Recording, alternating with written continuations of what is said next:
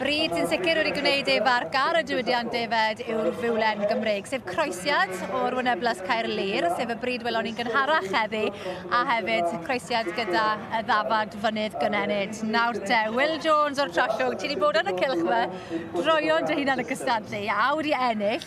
Do. Sut brofiad yw e i fod yn y cylch hwnna, cystadlu? Yndi, mae'n brofiad anhygoel dweud gwir. Yndi, mae'n nais gynnau, ond mae'n lot o waith cyn dod yma. Tipyn o waith a ffen tost. Dipyn o stress, oes. A mae pethau mynd o'i le, munud ola? A mae'n gwaith baratoi, blwyddyn o'n blaen llaw, dweud gwir. Ydy. Mae pobl yn meddwl am sioe y flwyddyn nesaf nawr. Mae'n cychwyn rwan. Mae'n cychwyn rwan o ffos nesaf, dweud gwir. Felly, yn y cylch ar hyn o bryd, mae gyda ni y ddafad Gymreig, y Miwl mas o'r Biwla. Oes. A'r ddafad flwydd sy'n mewn yn awr. Ie, dosbarth cry iawn, dweud gwir. Dyna brwydd i gyd. Cychwyn o'r llew fi yma fan hyn, mae'r teulu Hughes Dolelfe, Llangurig. Mabi Chris Hughes a'r plant. Yn cael ei dangos gen Peter a Owen Rowlands neu a fach. A wedyn mae'r 4 fafa nesaf, dweud gwir, gan teulu'r Trevor a Dawn Jones, Maes Glynog, Llanerfil. Chwarae teg i'r teulu yma, maen nhw wedi bod yn supportio'r dosbarth maes dros 30 years. A fi'n nabod y dines yn y canol fyna. Ti'n nabod y ddafod, dy dad di? Ie, yndw, ie. Rhif 5818, Alun Jones. Ynddi, dad o'r help iawn i Trevor. A dyna sy'n gret am y sioe, mae pawb yn helpu gilydd. Ynddi, mae'n bwysig iawn, dweud gwir. Mae pawb yn tynnu gilydd. Felly, yn 2016 a 2014 yn y llestu pencampwriaeth y Miwls. Ar ôl yr holl roedd caled, sut deimlad yw ei ennill? Mae'n deimlad gwych iawn, achos mae'r dosbarthau mor cry. Mae'n anhygoel, really. Mae'n brofiad bod gael ennill yn y fashion show. Mae pawb yn gweud bod yn brofiad da, ond beth yw e, pam? Mae'n just bach o bug, gyda dweud gwir. Mae'n real buzz. Mae'n standard mor uchel. A mae ennill y rhiban goch yn gallu gregoniaeth hefyd o ran gwerthdyddiadau ti. Mae fe'n ffenestr siop go bwysig er mwyn gwerthu stoc hefyd. Di sgwrs bod o'r next step, dydio. Yndi. Felly, fan hyn nawr, mae da ni y Miwl Cymreig yr ei lliw. Mae yna 2 deip o gyda'r Miwl. Mae chi rai pen gwyn a'r rhai sydd yn pen brown a gwyn. So'r Miwl Cymreig pen lliw yw hon? Ie, fel ydych chi weld, mae hyn i gyd yn lliw. Disappointing brau yn yr un pen gwyn yma, ond pan mae'n dod i'r job sioe yma, mae ar y lliw yn sefyll allan, dweud gwir, a nhw sy'n wastad yn y line-up, dweud gwir. A maen nhw'n sgleinion o'r hael? Maen nhw antod yno chwarae teg nhw. Bach o olew ar y pen? Ie, yndw, ie. Dangos y pen ffwr. Ond rhai allan o'r Biwla yw'r rhai? Rhai ni gyd allan o'r Biwla, ni gyd allan o'r Biwla. A dyna beth sy'n dda am y Miwlen, mae'n ddylanwadol iawn yn ein diadelloedd ni, ond croesiad yw i allan o'r ddafad fynydd gynhenid? Ie, yn enedigol, ie, a mae'n fawr gwych i fynd mlaen i'r step nesaf i cynhyrchu 2 oen tew i'r farchnad fyw. Pa maen nhw mor boblogaidd? Mae'n fawr dda am cynhyrchu 2 oen, lightweight, deadweight, mae'n dda am cynhyrchu 2 oen 40 kilo plus. Mae'n gen i mantes fel yni. Ydy, a digon o lath, maen nhw'n famau da. Famau da, yndyn.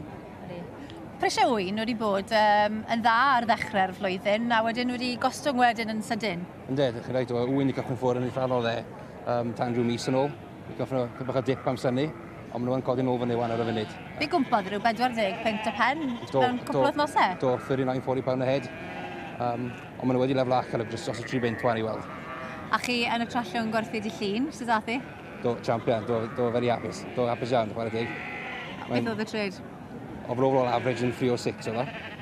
Ceiniog y kilo? Kilo. Fyny 40 pence o'r un i'n diwrnod y llynedd. Mae'n gwneud tipyn, dwi'n dweud? Mae'n dde bod o hefyd efo costau sy'n mynd ymlaen efo'r defyd yma. Mae rai cofio, mae petai ni'n prynu tractor newydd ar y ffarm.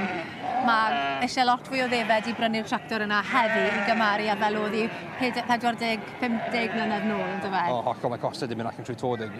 Ond yw'r pris a ni'n cael am yn cynnyrch heb yn lan yr un peth? Dim digon, na di. Dim ar yr un raddfa? Na di. Mi'n cofio blynyddoedd nôl yn gweud petai chi'n mynd â llwyth o oen i'r farchnad, fydde fe'n talu am rhyw tractor newydd i chi, ond bydde diw'n gobeth y dyddiau hyn? Oes yn gobeth, na goes. Bydde'r oen y flwyddyn ddim yn gallu cyfro fan ymol iawn. Na, ddech chi'n iawn wedi. Mae costau wedi mynd yn eithriadol, yn dweud. Ond yn gyffredinol, mae'r niferoedd y ddiadell wedi gostwng yma yng Nghymru. Rhyw 10% nhw'n gweud dros y flwyddyn diwetha. Yndi, anffodus. Mae'n digwydd bob blwyddyn, mae'n cwmpo o hyd. Pam hynny, dwi'n ddim yn gwybod. Nawr te, mae'r beirniad yn gadael nhw i fynd. Er mwyn gweld nhw yn rhydd. A fi'n credu am resymau iechyd y diogelwch falle, achos mae'n rhaid yn y go egniol ydyn nhw. Mae well ni adael i o gylch y defed am ychydig ac fydd nhw nôl yn hwyrach mlaen i weld pwy fydd yn ennill dosbarth y defed blwydd y Miwlen. A dyma ni. Mae da ni ganlyniad y nosbarth y defed blwydd y Miwlen Cymreig. Wil? Ie, yn lle cyntaf fanna mae teulu Hughes dol elfi Langurig, ein Chris Abbey a'r cogiau, Tommy a Rhys. Da iawn nhw wedi cael cyntaf cael fanna, efo 2 fafel blwydd arbennig. Yna, yn drydydd, mae Trevor a Dawn Jones maes Glynog, a nhw sydd o'r 4 lafar nesaf hefyd. A mae'r ddwy yma, maen nhw'n debyg iawn, maen nhw fel par yn dyn nhw. Maen nhw'n bar effernol o dda, chwarae teg. Ys am wanaeth o gwybod nhw'n ddwy. Na. Iawn, diolch gwrdd yn Wil. Na i fynd i gael sgwrs gyda'r enillwyr. A llon gwerchiadau, congratulations. Cheers, thank you. Bit wild? Yeah, just a bit, like. You were jumping the gates just now. Take a bit of holding, like. And what did you think of the class today? Was it good? Yeah. Do you know what you've just won? Is it first or last? First prize! Amazing! And what's your name? Reese. Reese. Do you like your sheep? Yes. Why do you like these? Are they fast? Yes? And furious? How many do the family keep? Oh, about 1,500 ewes, I'd have thought. And, yeah, about 60 cattle, yeah. A lot of work on the farm. Yes, his farm it is. His yow. So. What are you going to do when you're older? Farmer? Ffermio.